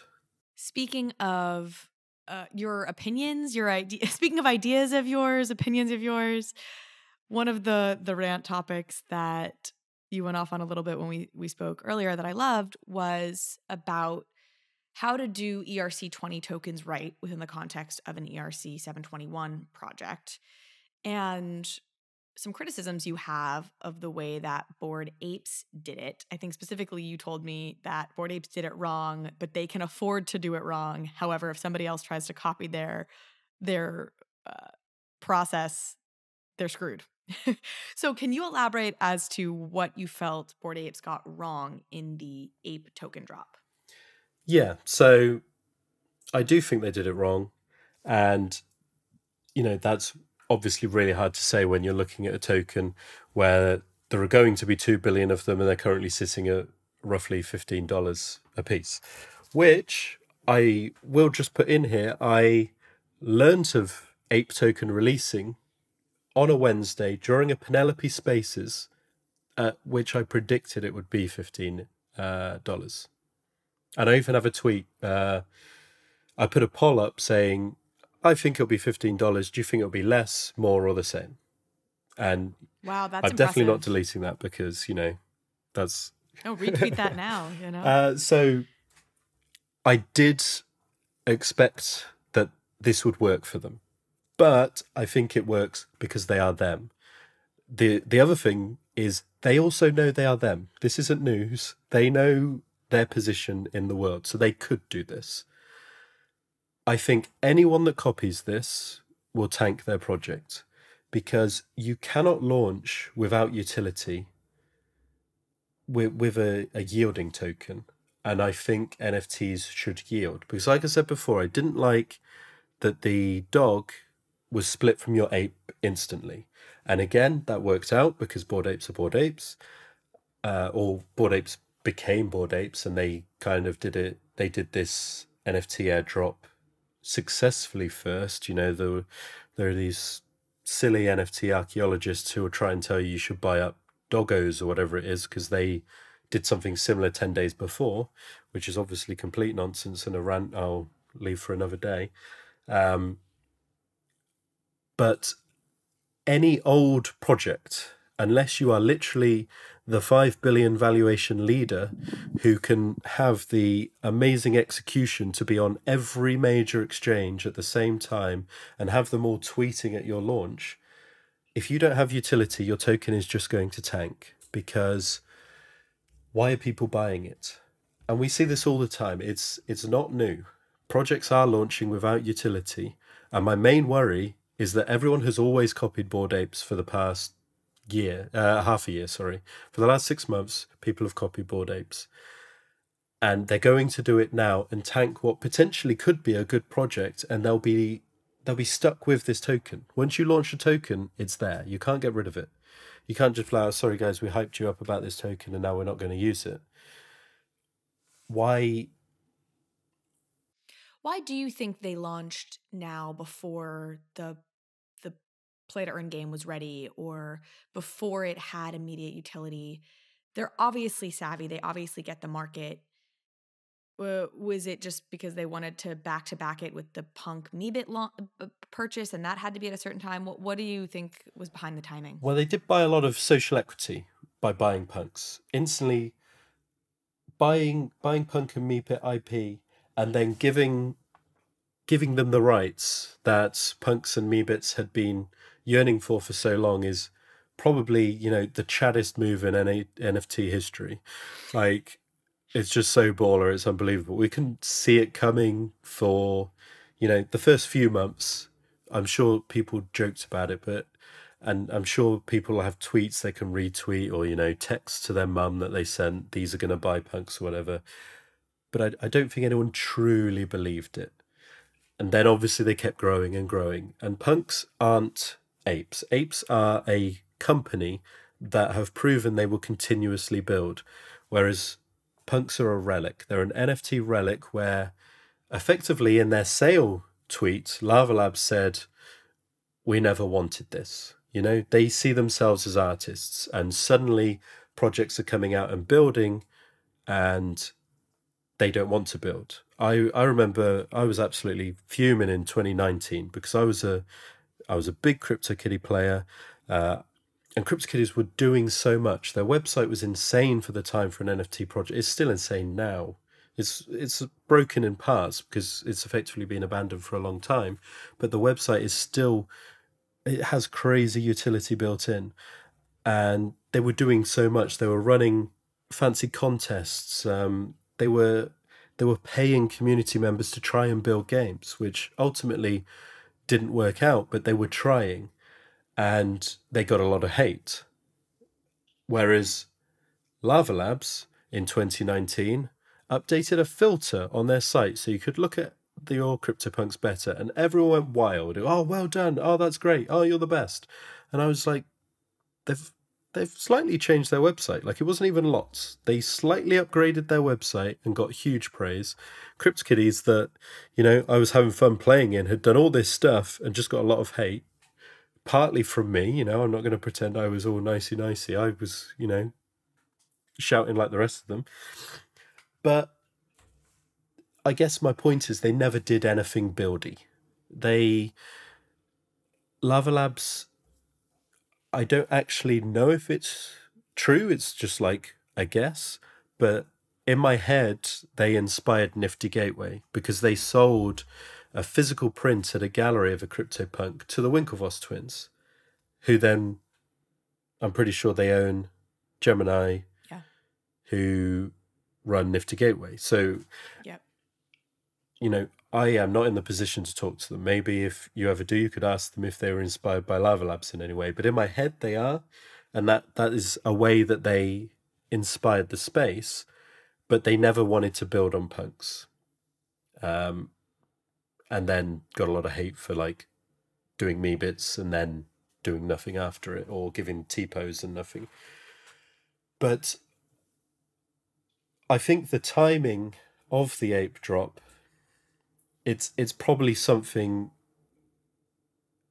that I couldn't guess, something internal that I couldn't guess, or they have been known, fuck it mutants, fuck it ape. We finally, I can imagine, because we know of Kai's issues dealing with Lava Labs. It took them so long to engage a man who was trying his best to only add value to Meebits. Meebits DAO did more for Meebits than Lava Labs, from my point of view. Like, I don't know if internally Kai will think differently, or if you will think differently, or if he wouldn't ever voice that, but actually think it. But they just would not help him. This man or this whole community is working so hard on Meebits, and they wouldn't engage for so long. But then all of a sudden they're selling to Yuga, who maybe were having to deal with that sort of slowness and lack of engagement. It finally went through. They wanted the token to have launched maybe, because they had said Q1. Like, they had said it, and we were getting to the point where people are thinking, oh, maybe this isn't going to happen.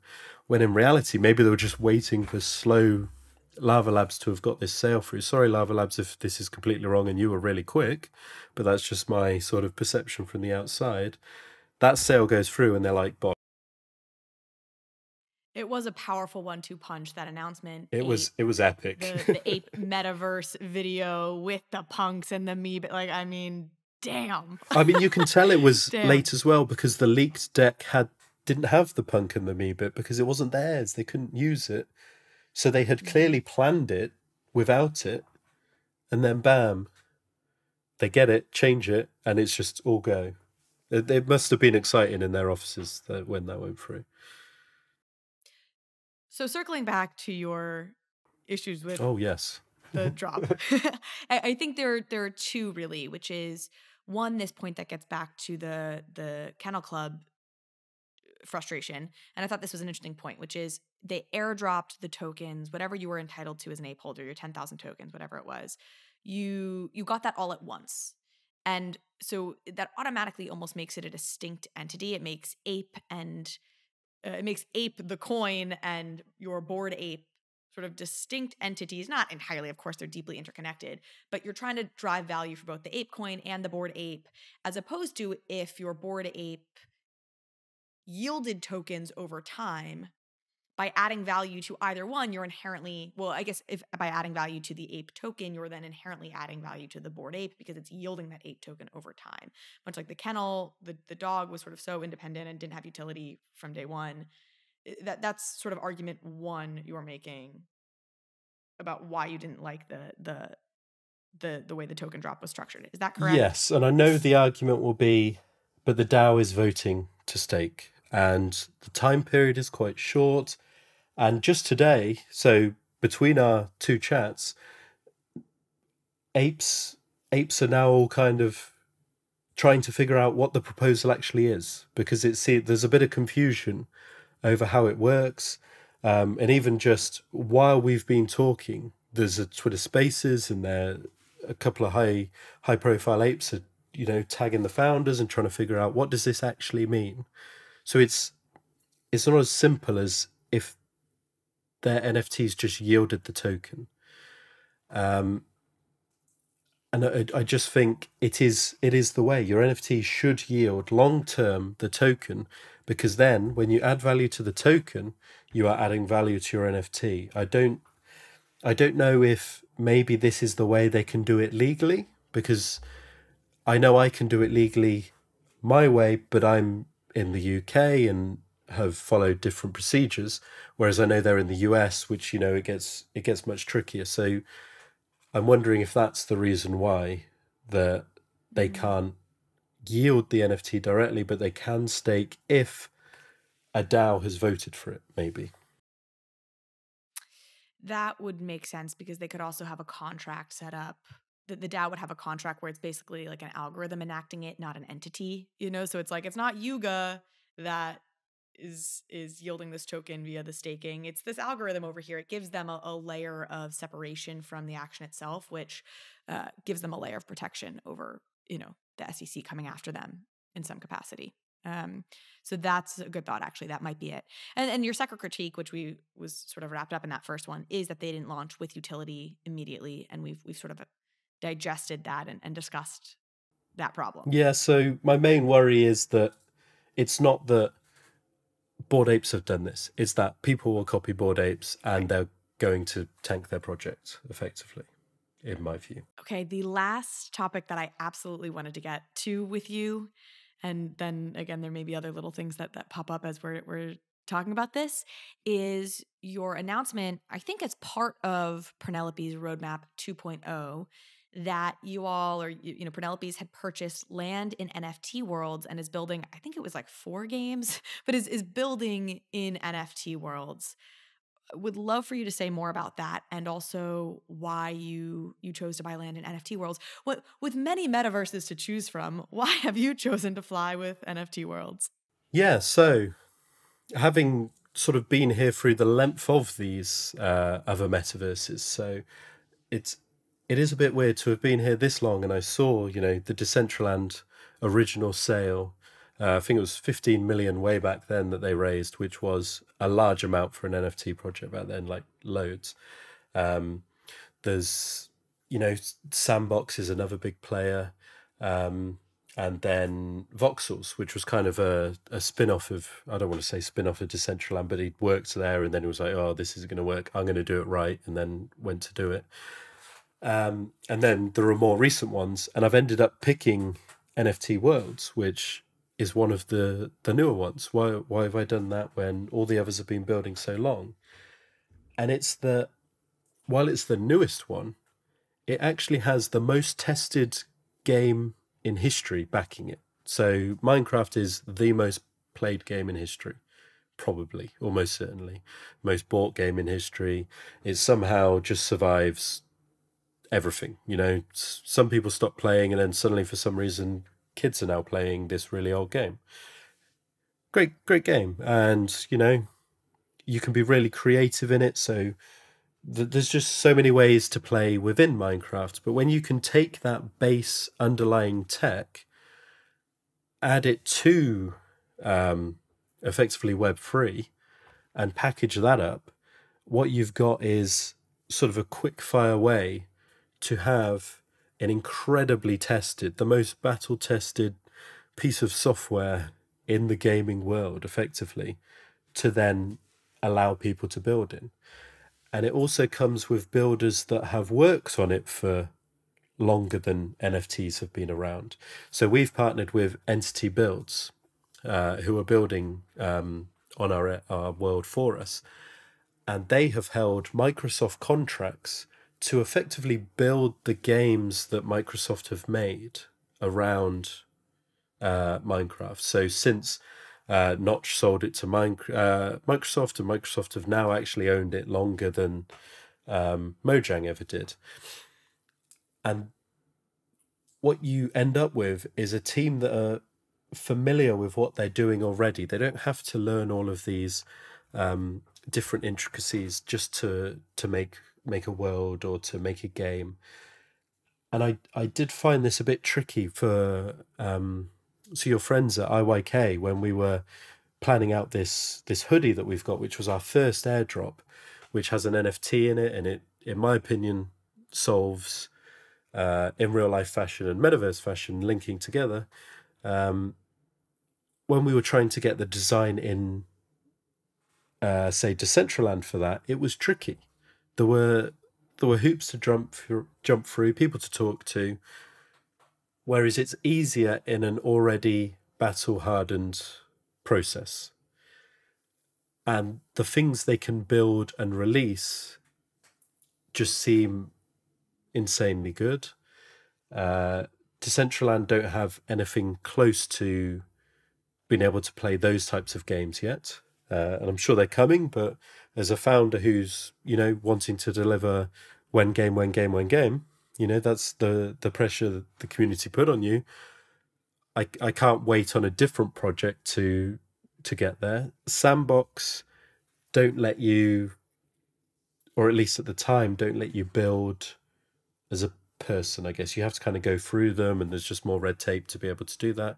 So other projects are able to, but, you know, like Snoop Dogg, for some reason, has more say than me and what can happen. I don't know why that is. I talked about Snoop Dogg's sandbox, I don't know, activation land last week because I started playing around in it, and my boyfriend commented that he was like, "Are you watching porn?" Like, he was like, "What's the porn music coming out of your computer?" And it was me in the Snoop Dogg metaverse, so in the sandbox.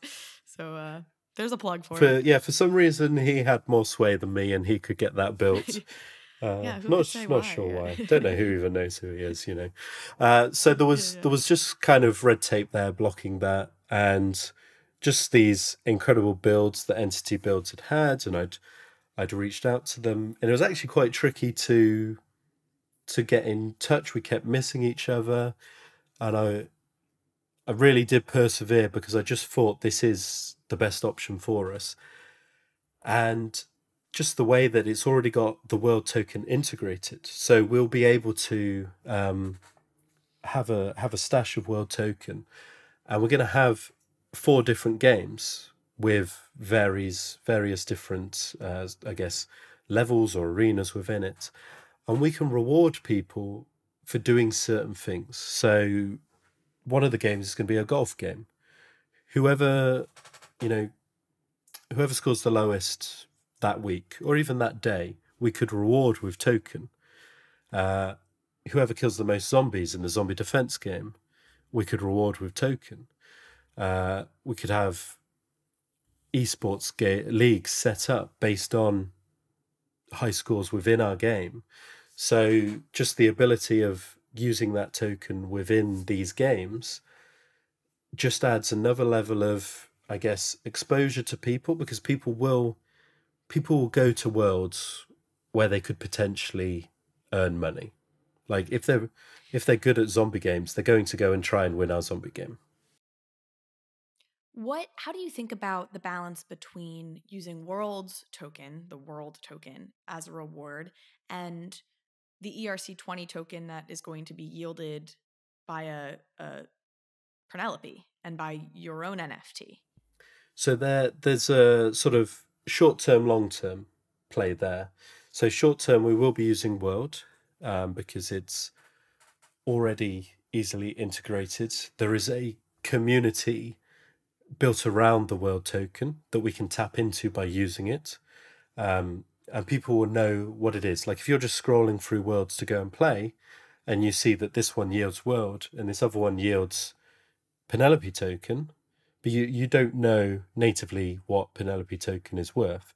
So it's another form of advertising, I guess, to be able to use world token at the start.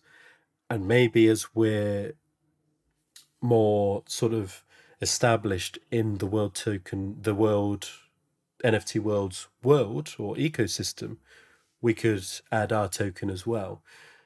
But in reality, that will require some kind of talk with NFT worlds, because I don't want to come in and just be like, screw your token, we're going to use ours. I want to have a conversation and be like, so what do you actually want to see from your worlds? Would you have an issue of us using our token? Which obviously I haven't had yet, because we don't even have our games ready or our token. So at this point, it's not needed yet. But that will be a conversation that had, and maybe we'll have some sort of converter instead, where your Purrnelope automatically goes into world, which you then can convert back and forth. What is your planned utility, knowing that you feel it's very important to have utility out the gate for a token, for the Purrnelope token when it's released, as it won't be a reward within your gaming ecosystem, at least initially? So that's what do I leak from Roadmap 2.0? So is this alpha? Are we about to get alpha, or is this public? I think it's technically alpha. I don't know what I talk about half the time. I might have leaked everything in spaces. Can you tell I talk when I'm talking about NFTs? Whereas talk to me about anything else and I just won't say a word. Like in the real world, I'm quiet, but NFTs just can't stop. We have our tier 2. Our tier 2, which is effectively, so Purrnelope's tier 1, an unknown tier 2, and then there are 2 tier 3s, which are your kitten and next month's airdrop. Tier 2 is effectively our Meebit, Mutant, that kind of level. Now, I said before, flexibility is key, and that we're going to be raising money to try and ensure that we have that salary banked for at least a year, maybe 2. So what we have planned is we're going to sell, before token is released, probably in May, we're going to sell an NFT which yields token, and it's going to be priced up that if you want token, it will be better than buying a Purrnelope by quite a bit. But you will know that you're funding the teams. I might even somehow try and get a little sort of presentation on how we've spent our ETH. You can see on chain, we have a history of, by that time, 10, 11 months of spending our ETH responsibly for Purrnelopes. You will know that by buying this cheaper NFT that yields token, which will have a bit of a degen play, so you might be able to get quite a rare NFT that yields quite a lot of token. It will all be priced up to make it worth going for without devaluing Purrnelope's. It's quite a tricky balance to make, and you'll be funding us securing that year or two of runway, while also then effectively adding extras to Roadmap 2.0. That's where all of our funding will go after we've secured everything. And also it funds the entity builds, because so far I've told them, yes, I'll pay, and I've paid a third of it so far, and it is expensive. They have asked me not to say, and I completely respect that. But it will very much be worth it. It's incredible the games that they're able to build in these worlds. But our token out of the gate, you will be able to mint tier 2s. So the second tier of our club, you'll be able to mint it. There is a bit of a twist, but do I say there are 6 different tier 2s within it. I'm moving them closer, listening closely. And within those 6 different tier 2s, there will be then different rarities. So there are almost 6 collections within this one collection of tier 2s. And the thing you will be buying is almost like a mutant serum based on, I don't know if you've seen the Subduck snack shop. I don't think I have, actually.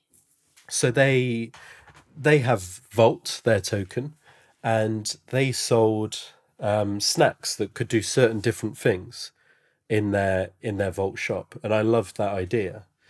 And we will be selling different items that you will use on a Purrnelope, a kitten, or the other companion. And there'll be 2 different items for each one, and that will then create your other thing. I've leaked a lot of plan there. That's awesome. Lots of alpha. Yeah. Well, so now, of course, they have to ask when token. Well, now I've got to be that asshole. If the plan for the sale is May, the working plan for token is June. That's awesome. It also reminds me of something that I've loved, which is the Cool Cats plan for Cool Pets, where you feed it, you can buy things and feed it different things, and that'll affect whether it becomes fire, earth, rain, or its elemental piece. Is that similar as well to what you're describing? Is that a longer term feeding? I'm more asking because I'm not entirely sure what it was. I don't think so. It is ongoing. It's not like a one-time feeding. Okay, so ours would be like mutant serum style. You give the serum, it makes it, but you actually get it in a Subduck style way, and you yield the token in a Cyberkong style way. So I have said from the start, if I think an idea is good, I will see how we can take it. And I love the shop. I love the token yielding. I love the using that item you get from the shop to create something. And then we've added that within the collection there'll be 6, and just try and add a little bit on top of the stuff that I've taken from elsewhere, I guess.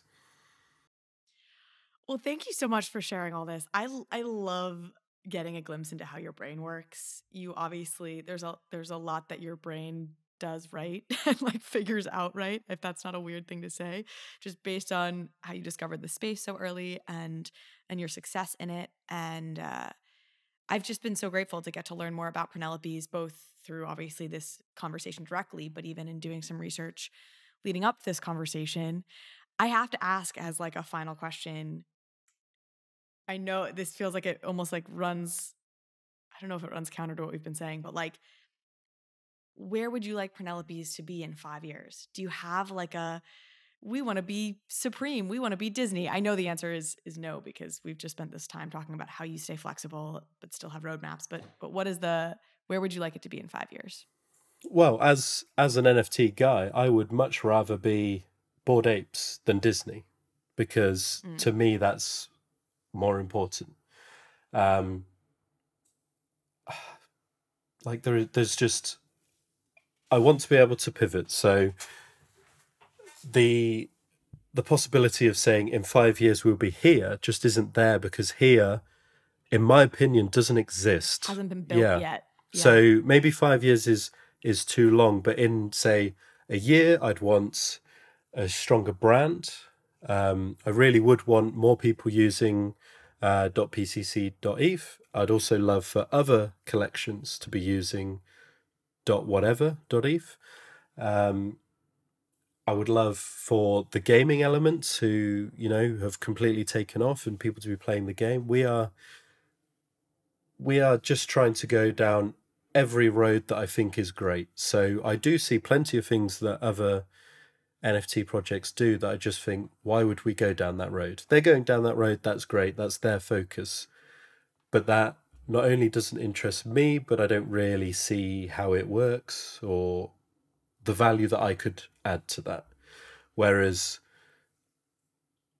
with branding, we're kind of going down the innovation route. And we do have something that is really cool coming soon, TM.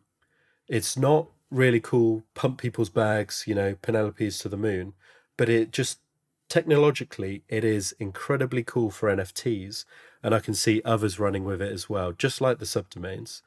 I'm gonna keep that one in the lock because I've already given away too much. You've already shared too much, which of course I love, and I'm so grateful to you for sharing lots. Really exciting. I will be tracking Purrnelope's closely. I love everything you've had to say here, and thank you so much for hopping on and being so generous with your time. We're like, I think this is definitely the longest podcast I've I've recorded to date, and it's because you just have so much to share. So thank you. No, thanks for having me on. Any opportunity to talk about NFTs, I just love it. I can't stop. True degen. Yeah. That's how you retire early, folks.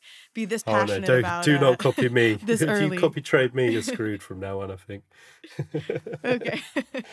Well, I still need to pick your brain about this, how I too can take advantage of, I don't know, trying to turn me into a gambling addict, and if I can resist it, I can Max Mint. just hop around and make a bunch of money.